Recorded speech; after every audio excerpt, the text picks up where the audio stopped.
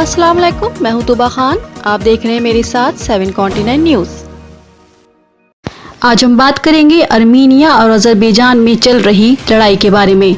अर्मीनिया और अज़रबैजान विवादित Nagorno Karabakh को लेकर एक बार फिर लड़ाई के मैदान में हैं। अर्मीनिया और अज़रबैजान के बीच दशकों पुराना सीमा विवाद एक बार फिर भड़क उठा है। अर्मीनिया अज़रबैजान विवादित नागोर्नो काराबाख को लेकर एक बार फिर लड़ाई के मैदान में है। वहां हेलीकॉप्टर्स और टैंकों को मार गिराने की रिपोर्ट मिली है। संडे को लाइन ऑफ कंट्रोल पर जिस तरह से भारी हथियारों का इस्तेमाल हुआ वो पिछले कुछ सालों में हुई सबसे बड़ी झड़प मानी जा रही है। दोनों देशों में छिड़ी इस ताज़ा विवाद पर दुनिया भर में रिएक्शन आ रहे हैं। संडे को तुर्की के राष्ट्रपति रिसेप तैयब अर्दोआन ने अज़रबैजान का सपोर्ट करने का ऐलान किया। वहीं रूस ने अर्मेनिया और अज़रबैजान के इस विवाद पर रोक लगाने की आवाज़ उठाई है और पीसफुल तरीके से इस मसलों को सुलझाने के लिए कहा है। दूसरी तरफ अमेरिका ने दोनों पक्षों से इस लड़ाई को ख़त्म करने की गुजारिश की है और बातचीत के जरिए इस मसले को सुलझाने के लिए कहा है। वहीं फ्रांस ने भी दोनों देशों से इस लड़ाई को खत्म करने और बातचीत करने के लिए कहा है। फ्रांस ने बड़ी तादाद में अर्मीनिया समुदाय के क्रिश्चियन लोग रहते हैं। ईरान ने अर्मीनिया और अज़रबैजान जिसकी सीमा दोनों देशों से लगती है, दोनों देशों के बीच पीस बनाए रखने की अपील की है। अज़रबैजान के प्रेसिडेंट इल्हम अलीयेव ने कहा है कि उन्हें पूरा यकीन है कि वो इस इलाके पर फिर से अपना कंट्रोल इस्टेब्लिश करने में कामयाब होंगे। रिपोर्ट की माने तो दोनों देशों के बीच बहुत पहले से चले आ रहे इस विवाद में किसने पहले गोली चलाई, इस तरह के आरोपों को एक दूसरे पर थोपना आम बात है। ये सिर्फ सैनिक कार्रवाई ही नहीं बल्कि एक अलग तरह की लड़ाई है जिसमें सभी का इन्वॉल्वमेंट रहा है। अज़रबैजान का दावा है कि उसने अर्मेनियाई कंट्रोल वाले इलाके को फ्री कर दिया है, लेकिन अर्मेनियाई अधिकारी इस बात को खारिज करते हैं। इसी तरह अर्मेनिया दावा करता है कि अज़रबैजान को काफ़ी नुकसान पहुंचा है, तो अज़रबैजान की तरफ से इस बात से इनकार किया जाता है। यही नहीं, अज़रबैजान ने देश में इंटरनेट पर रोक लगा दी है, खासकर सोशल मीडिया पर।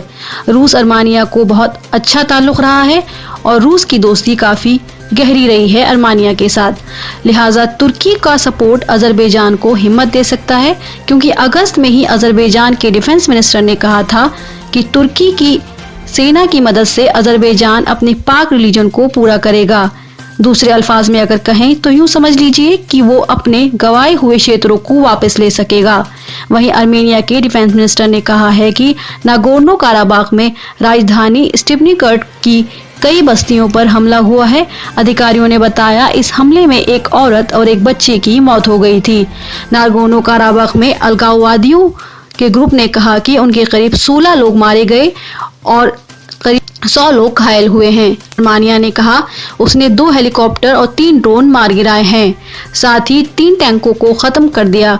इसके बाद अर्मेनिया की सरकार ने नागोर्नो काराबाख में मार्शल लॉ लगाने के बाद पूरे देश में ही मार्शल लॉ का ऐलान कर दिया और सैनिकों की तैनात कर दिया। अर्मेनिया के पीएम निकोल पाशिनियन अज़रबैजान पर हमले का आरोप लगाते हुए लोगों से कहा कि अपनी पाक मातृभूमि की हिफाजत के लिए तैयार हो जाओ। उन्होंने वार्निंग दी कि ये इलाका एक बड़े वॉर की कगार पर है। उन्होंने तुर्की पर अग्रेसिव रवैये का आरोप लगाते हुए इंटरनेशनल समुदाय से इलाके में आगे एकजुट होने की अपील की।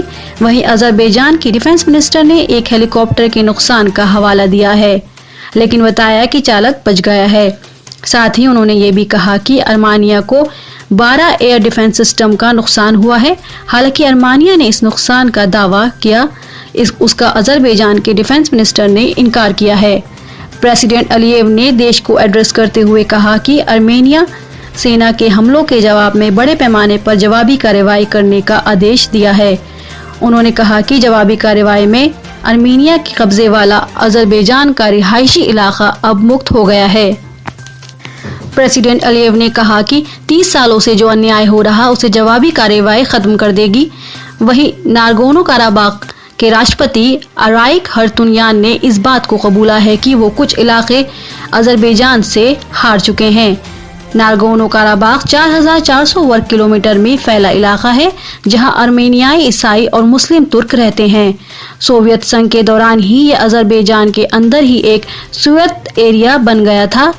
इंटरनेशनल लेवल पर इसे अजरबैजान के हिस्से के तौर पर ही माना जाता है, लेकिन ये ज़्यादातर आबादी अर्मेनियाई है।